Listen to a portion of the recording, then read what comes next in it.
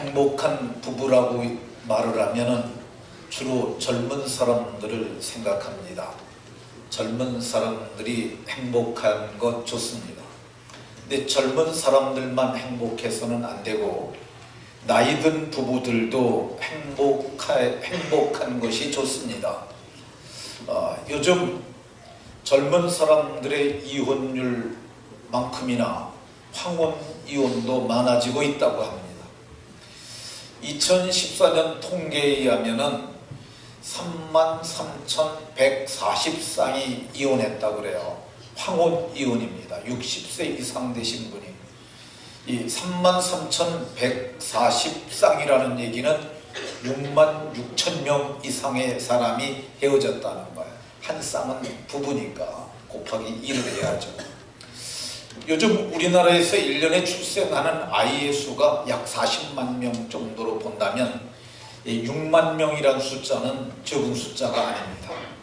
상당히 많은 사람들이 헤어지는데 지금도 잠재적 이혼 가능성이 있는 가정들, 예를 든다면은 여성들이 혼자 독백하기를 막내 아들 대학만 들어가 봐라, 우리 막내딸 결혼만 해봐라, 그 뒤에는 가정을 깨겠다는 여성의 의지가 들어있는 걸 볼 수 있습니다.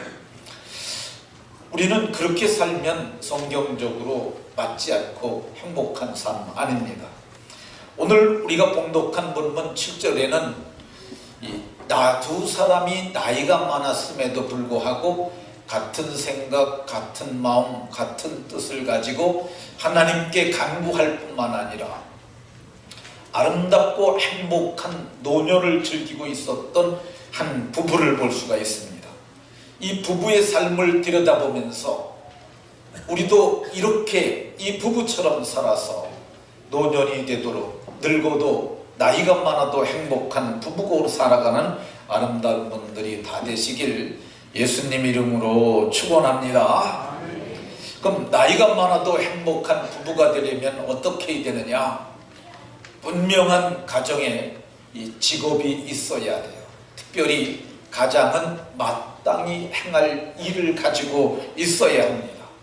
오늘 우리가 봉독한 본문 5절에 보면 아비야 반열에 제사장 한 사람이 있었으니, 이 샤가라는 아비야 반열에 속한 제사장으로 성전에서 하나님을 섬기는 일을 하고 성전에서 나는 산업을 먹고 사는 성전을 기업으로 가지고 있었던 것을 볼 수가 있습니다. 그는 그 성전을 기업으로 받았을 뿐만 아니라 8절에 보면 제사장의 직무를 행했다고 얘기를 해요. 이 직분만 가진 사람이 아니라 실제 일을 했고, 오늘 우리가 봉독한 본문에도 보면 그가 이 전례에 따라 제비를 뽑고 성전에 들어가서 봉사의 일을 하는데 그가 그 일을 잘 행한 하나님의 사람이라고 말하고 있습니다. 그러니까 마땅히 일할 일이 있고 일로 인해서 소득이 있어야 가정이 건강하고 가정이 행복해질 수 있습니다. 이 하나님은 빈둥빈둥 노는 사람을 별로 좋아하지 않으세요. 그래서 세상을 창조하시고도 말씀하시길 엿새 동안은 힘써, 대충대충 아니고요, 힘써 내 모든 일을 하라고 말씀하셨어요. 그리고 제7일은 여호와의 안식일이니 내 날 아니고 하나님께 속한 날이니까 그날은 하나님을 섬기라고 하셨습니다. 예수님께서도 이 땅에 오셔서 제자들을 택하실 때 모두 일하는 일꾼들을 택하셨어요. 베드로와 안드레가 갈릴리 해변에서 고기 잡고 있을 때 예수님께서 그들이 금을 던지는 것을 보셨어요. 일하는 현장을 목격하시고 그들에게 이제는 너희가 고기 잡는 일 그만하고 나를 따라오너라. 내가 너희를 사람 낚는 어부가 되게 하겠다고 그렇게 말씀하시고 그들을 제자를 삼으셨어요. 야고보와 요한도 마찬가지죠. 그들은 그의 아버지와 함께 금을 깁는 일, 이제 고기를 잡고 왔으니까 그 물이 지저분하잖아요. 그러니까 그 물을 청소를 하고 찢어진 부분을 깁는 것을 보셨어요. 일하고 있는 거죠. 근데 주님께서 그들에게 부르셨어요. 그러니까 저들도 예수님을 따랐다고 이렇게 말씀합니다. 레위라고 하는 세관원도 세관에 앉아서 근무 중에 예수님께서 그가 세관에 앉은 것을 보시고 나를 따르라 그랬더니 그가 일어나서 예수님을 따랐다고 말합니다. 모두가 일하다가 부름받았어요. 이 엘리야라고 하는 사람의 선지자의 제자였던 엘리사도 그가 소 12결이면 24마리예요. 마지막 12번째 소를 끌고 밭을 갈고 있을 때 엘리야가 그의 겉옷을 벗어 던졌어요. 근데 그 겉옷은 뭘 얘기하는 거냐면요, 그 사람의 신분과 직분을 얘기를 하는 거예요. 요즘은 신분에 따라서 옷을 안 입지만은 우리나라에도 보면은 신분에 따라서 옷 색깔이 달랐어요. 특별히 고대 근동 지방에서는 자색 옷은 유일한 상속자 왕족들만 입던 그런 옷이었었습니다. 근데 엘리야가 자기가 입던 옷을 겉옷을 집어던지는 것은 네가 내 옷을 입고 내 일을 대신하라는 그런 메시지인데, 그도 일하다가 그가 이렇게 부름받았던 것을 볼 수가 있습니다. 어떤 사람들은 이렇게 말하는 사람들이 있어요. 젊어서 몸을 좀 잘 보존해야 한다고. 젊어 땡땡이는 늙어서 보약이다 이렇게 말하는 사람들이 있는데 속지 마십시오. 그는 하나님의 말씀이 아니고 그냥 사람들이 하는 그런 말입니다. 마땅히 행할 일을 하는 사람, 그 사람이 행복하고 그 가정이 행복하고 그 부부도 복된 줄로 믿으시기 바랍니다. 중국 명나라 때 이 왕장명이라고 하는 사람이 있었어요. 근데 이 사람은 유명한 유학자였는데 이 사람이 네 가지 힘든 것을 얘기를 했는데 이 가장 힘든 것이 배고픈 것이었다고 얘기를 해요. 배고픈 것 정말 힘들죠. 요즘 젊은 세대들은 배고픈 것을 잘 경험하지 못합니다. 근데 일부 예배 때는 젊은 사람들이 많았는데 어쨌든 제가 어렸을 때만 하더라도 제가 50년대에 출생했거든요. 그래서 제가 60년대 초에 초등학교 다녔어요. 근데 그때 미국에서 이 옥수수 그 원조해 준 거 그거 가지고 학교에서 그거를 죽을 써가지고 이 학교 가면 도시락 뚜껑에다가 그 죽 떠서 주는 거 그거 받아 먹기도 했어요.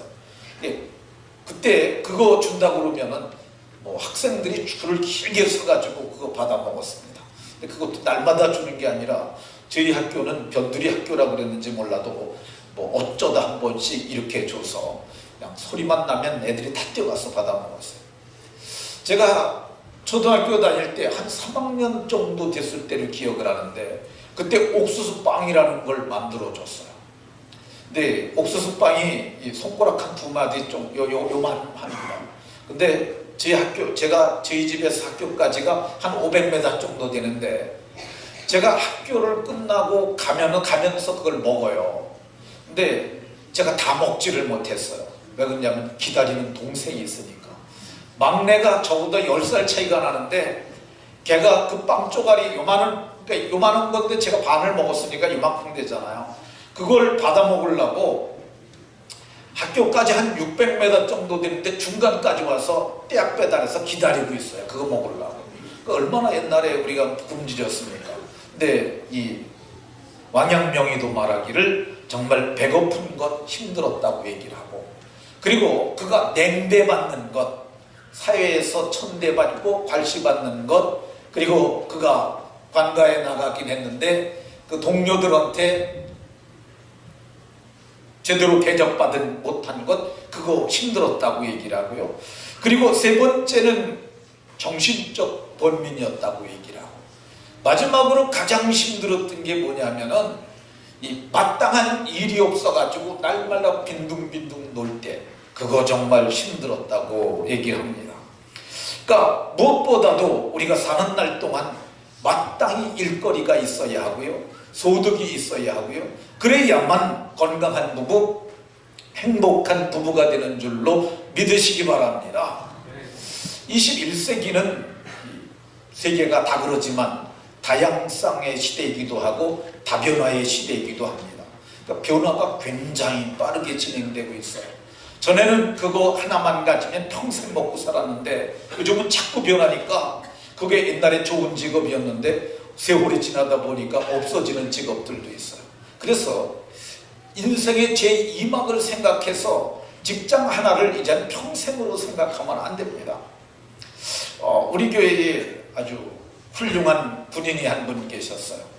그분이 전역을 한다고 그래서 갔는데 성대한 전역식을 했어요.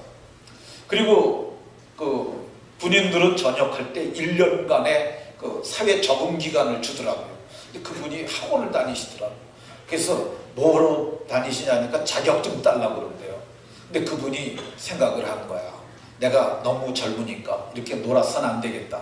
그래서 그분이 자격증을 따가지고 지금 경민대학에 다니면서 뭐 이렇게 일을 하고 있는데 그 가정이 소득이 많으니까 연금도 몇백만 원 타죠. 거기다가 또 직장에서 몇백만 원 월급 받죠. 아내도 벌죠. 그러니까 뭐 소득이 엄청나게 많은 거죠. 이게 풍성하니까 부유하고 또 좋은 것 볼 수가 있습니다.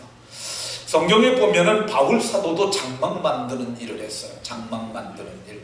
이 장막은 텐트 제조업이에요. 그러니까 유대 랍비들은 유대 랍비들에게는 공부만 한 것이 아니라 한 가지 기술을 늘 가르쳤다고 그래요.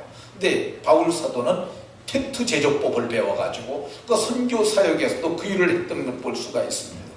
그러니까 행복한 부부, 나이가 많도록 행복하려면은 반듯하게 자기가 기술이 있든지 좋은 직장을 가져야 하고 산업이 있어야 하는 줄로 믿으시기 바랍니다. 두 번째, 나이가 많아도 행복한 부부가 되려면 이 두 사람이 하나님 앞에 의인이니 6절에 그렇게 말하잖아요. 의롭게 살아야 돼요. 죄를 지게 되면 이 사람이 행복할 수가 없습니다. 그러니까 우리가 세상 살다가 죄 지을 수 있는 죄의 유혹이 많고 죄의 쾌락이 우리를 오라고 그리고 범죄할 수 있는 그런 동기가 주어져도 어금니 꽉 깨물고 죄 짓지 말아야 합니다. 이 성경에 충동을 이기지 못하고 죄를 지은 가인이라는 사람이 내 죄벌이 너무 중하여 견딜 수 없다고 그래서 이 사람이 행복할 수 있겠어요? 죄 지면 안 됩니다. 이 사람들은 어떤 의인이었냐? 모든 계명을 잘 지키는 의인이었어요. 모든 계명은 대표는 십계명이죠.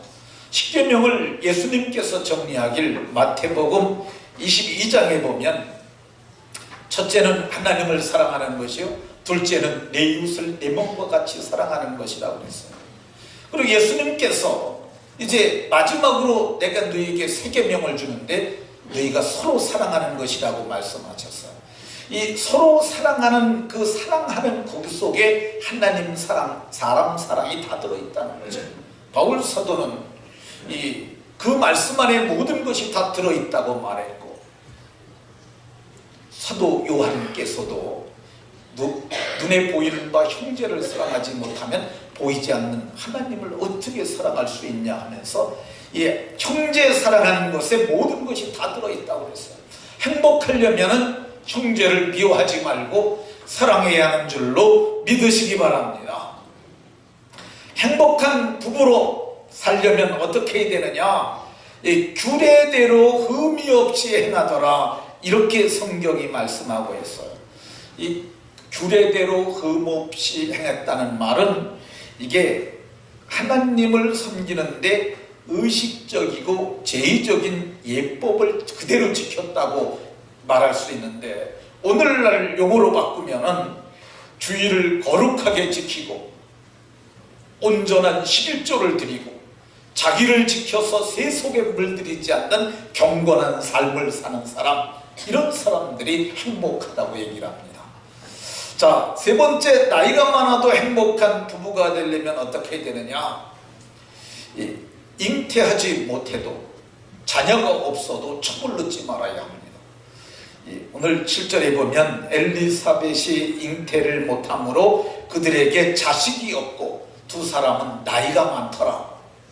이 말은 두 사람이 나이가 많은데 그때까지 아기를 못 낳았음에도 불구하고 그들은 다른 방법으로 대를 이을 자녀를 낳을 방법을 생각하지 않았다는 것이죠. 오늘날 의도적으로 애를 안 낳는 사람도 많지만은 유대 사회에서 애를 못 낳는다는 것은 부끄러운 일로 여겼습니다. 여기 누가복음 1장 25절에 보면 주께서 나를 돌아보시는 날에 사람들 앞에서 내 부끄러움이 없게 하시려고 이렇게 아들을 낳게 했다고 엘리사벳이 말을 해요. 왜 자식을 못 낳는 게 부끄러운 거냐? 성경에 보면은 말씀대로 살면은 너희 중에 임신을 못하는 자가 없을 것이라고 말씀하였어요. 그러니까 아기를 못 낳는다는 말은 이 말씀대로 살지 않았다는 그런 의미도 들어있는 거야. 그리고 이게 자식이 없다는 건 뭘 얘기를 하는 거냐면요, 하나님의 기업을 잊지 못하는 거야. 이어가지 못하는 거야. 하나님께서는 이스라엘에게 약속의 땅을 주셨어요. 그걸 12지파로 나눴고 12지파는 족속별로, 집안별로, 가족별로 나누고, 그리고 가족들은 자식이 태어나면 자식들에게 논아주는 거야. 그러니까 나는 받았는데 내가 자식이 없으면 그 기업을 이을 자가 없는 거야. 대가 끊어지는 거야. 그래서 그것을 그들은 부끄럽게 여겼어요. 성경에 보면은 사무엘상에 아주 사랑하는 부부가 나옵니다. 거기 엘가나라는 사람과 한나라는 두 부부의 이야기가 나와요. 근데 성경을 보면은 엘가나가 한나를 사랑했다고 이렇게 말합니다. 한나에게 갑절을 주니, 갑절은 이 장자들에게 주는 소유물의 양이에요. 근데 모든 걸 장자에게 주듯이 그를 했는데 그 이유는 뭐냐면 그를 사랑했다고 말해요. 그리고 그가 말하기를 뭐라고 말하냐면, 당신이 왜 그렇게 슬퍼하시오? 내가 그대에게 열아들보다 낫지 않소. 그러니까 열아들이 해주는 것보다 더 잘해줬다는 거야. 근데 이렇게 사랑하는 관계임에도 불구하고 그가 첩을 얻습니다. 분인나라는 첩을 얻었는데, 첩은 들어오자마자 애를 여러 명을 생산을 하게 돼요. 근데 결국 그것이 분쟁의 씨가 돼서 가정이 행복하지 못해요. 성경을 보면 분인나가 한나를 멸시하고 막말을 합니다. 성경을 보면 하갈이라는 여인이 사라의 몸종이었는데 그도 잉태를, 아브라함의 씨를 잉태하니까 사라를 멸시했다고 그러잖아요. 근데 이 성경을 보게 되면 이 분인나가 한나를 심히 격동시켜서, 애도 못 낳는 예편내가, 이 말하면 얼마나 충격적이겠어요. 근데 그 말을 한 거예요. 그래서 이렇게 불행한 가정이 되었던 것을 볼 수가 있습니다. 근데 성경을 보면 이 자녀가 없는 것이 그들에게 수치임에도 불구하고 그들은 첩을 얻지 않았어요. 첩을 얻지 않으니까 저들이 더 행복했던 것을 볼 수가 있습니다. 첩을 얻으면 불행해집니다. 또 불륜도 불행해집니다. 요즘은 불륜을 국가가 제어하지 않습니다. 2015년 2월 26일 날 헌법재판소는 간통죄는 국민들이 성적 자기결정권을 갖는 것이기 때문에 국가가 제어하지 않겠다고 얘기를 했고, 그리고 개인의 비밀을 국가가 제어하는 것은 이 위헌적 소지가 있다고 위헌 판결을 내렸어요. 제가 그걸 딱 듣고 나서 이거 이 사람들이 좀 과하게 하는 것이 아니냐. 그래도 국가가 법으로 간통죄를 법으로 해놔야 그 사람들이 더 이 죄를 짓지 않지 않겠느냐, 그런 생각을 했었어요. 근데 이 법조 그들이 내린 판결문을 자세히 읽어보면서 이거 맞다. 이 성적 자기결정권은 자기가 갖는 게 맞다. 그렇게 생각을 했어요. 국가가 강제하는 것, 이거는 위험한 처사라는 거 제가 다시 보면서 그걸 맞다고 수긍을 했어요. 그러면은 그 국가가 이거를 안 하는 대신 다 포기를 한 것이냐? 그건 아니라고 저는 생각해요. 국가가 개인에게 넘겨준 거예요. 이제는 너희가 해라. 너희 양심이 있지 않느냐? 너희가 가지고 있는 윤리가 너를 지키게 해라. 너희가 갖고 있는 너희 신앙이 너 자신을 간통하지 않도록 네 스스로가 지키라. 그런 말입니다. 오늘 국가가 이제 간통을 해도 형사적 처벌을 받지 아니하니까 우리가 이제는 마음 놓고 간통을 하자 이럴 수 있겠습니까? 결코 그럴 수 없는 거죠. 바울 사도가 고린도전서 6장에서 그 말을 동일하게 합니다. 너희가 예수님을 믿어서 그리스도와 하나가 됐으니까 이제는 그리스도의 지체가 되지 않았느냐. 근데 너희가 창기와 동침하는 그 순간 너는 창기의 지체가 되고 만다. 그러니까 너희가 그렇게 하겠느냐? 결코 그럴 수 없느니라. 결코 그럴 수 없느니라. 성경이 결코 그럴 수 없다고 말하는 것처럼 여러분들도 이 국가가 위헌이라고 했지만은 그래도 나는 결코 그럴 수 없느니라. 여러분 그런 마음을 가지시기 바랍니다. 이 성경은 여러 곳에서 간음하지 말라고 얘기를 합니다. 출애굽기 10계명에서도 신명기 10계명에서도 간음하지 말라. 또 예수님께서는 간음하지 말라 했다는 것을 너희가 들었으나 제가 여기다 제 말을 집어넣습니다. 또 간통죄가 폐지되었다는 것을 너희가 들었으나 그러나 예수님께서 말씀하시기를 나는 너희에게 이르노니 여자를 보고 음욕을 품은 자마다 이미 간음하였느니라. 예수님께서 친히 말씀하셨어요. 그러니까 이 법에 의해서 우리가 그런 것이 아니라 하나님 말씀에 의해서 우리가 자기를 지킬 때 우리가 정말 나이가 들어도 행복한 가정이 되는 줄로 믿으시기 바랍니다. 왜 이거 간음하면 안 되느냐? 그게 깨트리는 거기 때문에 그래요. 이 성경을 보면 이렇게 말합니다. 이제는 둘이 아니요 남자와 여자가 결혼을 하는 것은 둘이 아니요 하나라고 그래요. 하나. 이 하나라는 말이 이 말이 어떤 의미, 어떻게 하나가 되느냐면요. 창세기에 보면 둘이 연합하여 한 몸이 된다고 그래요. 이 연합이라는 말이 이 둘이 연합하는데 마음도 생각도 몸까지도 하나가 되는 거야. 이거를 완전한 결합이라 할 수 있습니다. 이 연합이라는 시브리 단어는 나바크라는 단어가 쓰였는데 이게 원래 목공들이 쓰는 용어예요. 목공들이. 이 가구 제조하는 사람들이 이 본드를 가지고, 아니 본드가 아니라 악교, 이 악교를 가지고 나무가 두 개 있으면 두 개를 딱 붙이잖아요. 그러면 금세 뛰면 떨어져요. 근데 이게 붙여가지고 하룻밤만 지나고 나면은 절대 안 떨어집니다. 뛰다가 보면 두 쪽이 다 망가지게 되는 거죠. 그러니까 이제 둘이 아니라 한 몸인데 이걸 깨트리는 게 있어요. 깨트리는 게 뭐냐? 간음을 하면 가정이 깨지는 거예요. 성경에서도 이혼을 허락하는 부분이 있는데 이게 몸을 깨트리면 이혼이 될 수 있어요. 근데 성경은 말하기를 너희가 하나님이 말씀하시길 둘이 연합하여 한 몸을 이루라고 그랬는데 너희가 이걸 나눌 수 없다고, 사람으로서는 나눠서는 안 되는 것이라고 말씀하셨습니다. 나누면 안 되는 줄로 믿으시기 바랍니다. 어제 제가 텔레비를 보다가 동물의 세계를 봤어요. 근데 그게 사자들 얘기인데, 근데 그거를 참 사자의 생태 연구를 잘했더라고요. 근데 암사자들이 여러 마리 있고 숫사자가 한 마리 내지 두 마리가 있는 게, 그래서 사자 공동체를 이루는 거예요. 사자 가정을. 근데 잘 나가던 사자 가정이 큰 이동을 하면서 숫사자를 다 잃어요. 그러니까 암사자들만 남은 거예요. 그러면 숫사자가 들어와야 가정이 이루어지잖아요. 근데 숫사자들은 방랑을 합니다.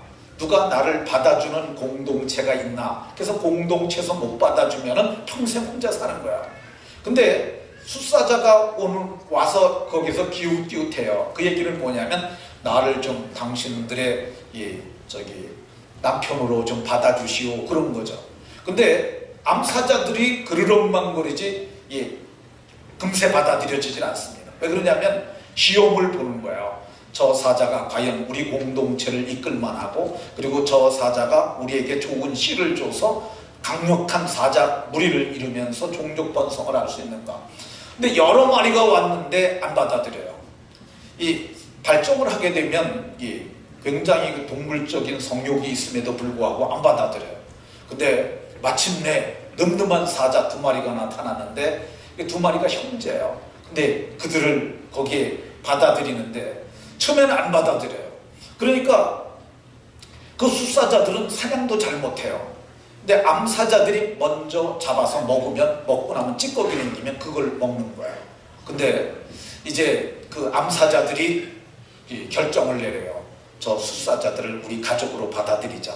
그렇게 되니까 받아들일 때 그 숫사자가 드러눠서 배를 드러내는 거예요. 그러면 그게 항복의 표시예요. 당신이 이제 내 남편 합시다. 그래가지고 이제 하게 되는데, 그렇게 해서 이제 그들은 교미를 하죠. 그래가지고 종족을 번성하는데, 그게 배를 드러낸 그 이후부터는 이 사자들이 짐승을 잡잖아요. 잡으면 암사자들은 돌아서서 있어요. 그럼 숫사자가 배불리고 먹은 다음에 그 다음에 암사자들이 먹는 걸 볼 수 있습니다. 그리고 그때 그 이후부터는 어떻게 하냐면, 암사자는 그 숫사자 외에는 다른 짐승하고는, 다른 사자들하고는 그 교미를 갖지 않습니다. 왜 그러냐면은 그 사람을, 그 숫사자를 정했기 때문이죠. 그러니까 짐승들도 이게 지조가 있는 거예요. 하물며 사람들이 짐승을, 사자를 백수의 왕이라고 그러잖아요. 인간은 만물의 영장이라고 그러잖아요. 적어도 영장류쯤 됐으면 짐승만도 못한 짓을 하면 되겠습니까?